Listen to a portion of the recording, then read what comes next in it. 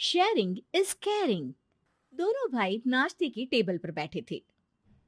प्रियंका, मेरा नाश्ता कहाँ है? भाभी, मुझे भी ऑफिस के लिए लेट हो रहा है। इस पर प्रियंका किचन में से दोनों के नाश्ते की प्लेट्स लेकर बाहर आती है। लो भाई, आप दोनों का नाश्ता। किसी को भी 1 मिनट का सब्र नहीं है। ये प्रियंका का ससुराल है, जहाँ कोई औरत ना होने की वजह से शादी वाले दिन से ही घर के साथ दोनों भाइयों की जिम्मेदारियां प्रियंका संभाल लेती है। दोनों भाई शांति से नाश्ता कर रहे होते हैं कि अंकुश अपने भाई की प्लेट से पराठे का एक टुकड़ा उठा लेता है। आपको पता है ना, मैं खाना शेयर नहीं करता, फिर भी मेरी प्लेट में से खाना जरूरी है क्या? अरे हद हो गई है, मुझे नहीं खाना अब। अंकुर गुस्से में नाश्ता छोड़कर टेबल से उठ खड़ा होता है। अरे, ये कैसा बिहेवियर है अंकुर? एक टुकड़ा ही तो है। एक हो या आधा, मुझे भूख लगी है तो ये सिर्फ मेरा ही है। उसे भी किसी के साथ शेयर करने बैठा तो भूखा नहीं रह जाऊंगा। अरे बाबा ठीक है, अब इस पर भी लड़ाई। दूसरा बना देती हूँ, पर प्लीज ऐसे खाना बीच में छोड़कर मत जाओ। इससे अन्न का अपमान होता है। ओ प्लीज भाभी, ऐसी कोई चीज होती ही नहीं है। आपके पास पैसे हैं, खरीदो और खाओ। अगर नहीं खाया जाए तो फेंक दो। अरे दुनिया में सब यही करते हैं। अंकुर बैग उठाकर ऑफिस के लिए चला जाता है, जिसके पीछे उसका बड़ा भाई मायूस सा घर में खड़ा रह जाता है। जिसने बचपन से सोने की चम्मच में खाया हो, उसे दुनिया के बारे में क्या पता होगा। वैसे गलती तो हमारी ही है। अगर कभी बचपन में ही सही गलत का फर्क सिखाया होता तो आज ये हाल नहीं होते। आप फिक्र क्यों करते हैं जी? भगवान है, वो जो भी करता है सबकी भलाई के लिए ही करता है। और जब वो चाहेंगे तो अपनी तरह से अंकुर भैया को भी सब कुछ सिखा देंगे। पत्नी की बात पर विश्वास कर अंकुश भी ऑफिस चला जाता है। सुबह से दोपहर होती है और अंकुर लंच करने ऑफिस के पास वाले रेस्टोरेंट में पहुंचता है, जहां वो एक साथ बहुत सारा खाना ऑर्डर कर देता है। सर, क्या कोई आपको ज्वाइन करने वाला है? नहीं तो क्यों?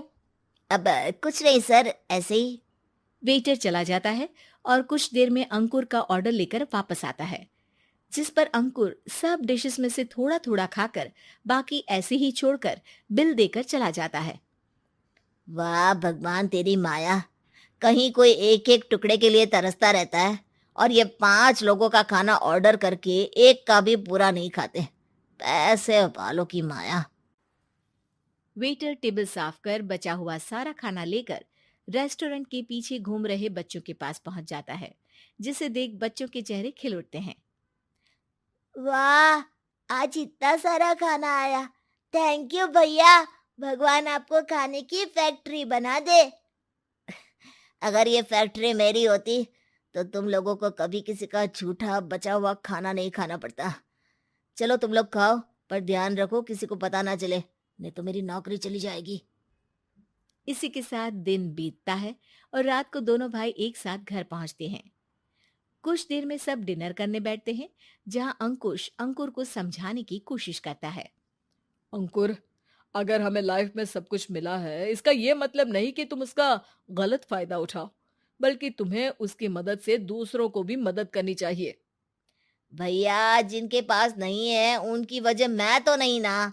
और ऐसे बहुत लोग हैं जिनके पास सब कुछ है। इसलिए अगर मैं एक इंसान कुछ नहीं करूंगा तो कोई फर्क नहीं पड़ने वाला।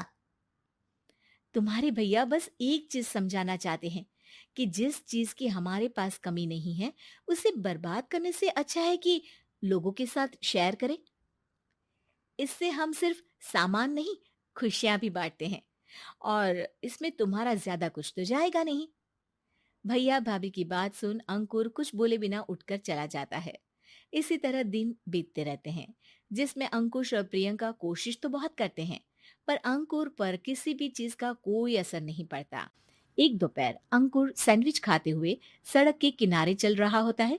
तभी उसकी नजर आइसक्रीम वाले पर पड़ती है और वो सैंडविच सड़क किनारे फेंक आइसक्रीम खरीदने पहुंच जाता है। अब इसे कहते हैं जिंदगी का सुख। जैसे ही अंकुर आइसक्रीम लेकर पीछे मुड़ता है, तो एक आदमी को सड़क से वही सैंडविच उठाते हुए देखता है। वो आदमी बहुत कमजोर, गरीब, जैसे बहुत दिनों से खाना ना खाया हो वैसा लग रहा था। अंकुर उसके पास जाकर खड़ा हो जाता है। उसे देखकर आदमी सैंडविच अंकुर की तरफ कर देता है। आपको भी खाना है क्या? क्या हम इसे आधा आधा कर ले? मुझे बहुत भूख लगी है। वो मेरा ही झूठा सैंडविच है। तुम दूसरा खरीद कर क्यों नहीं खा लेते? इसे क्यों खा रहे हो? अरे भैया, अगर खरीदने के पैसे होते तो 4 दिन से भूखा नहीं घूम रहा होता। हैं? क्या? तुमने 4 दिन से कुछ नहीं खाया, फिर भी इस आधे सैंडविच को मेरे साथ बांटने के लिए तैयार हो गए? क्यों? अरे भैया, पैसा नहीं है तो क्या हुआ, इंसानियत आज भी उतनी महंगी नहीं हुई, और ना ही उस पर अमीर गरीब का टैग लगा है जो हम उसे रख ना सके। पर अफसोस, आजकल लोगों के अंदर पोषण, खून या विटामिन से ज्यादा इंसानियत की कमी होने लगी है।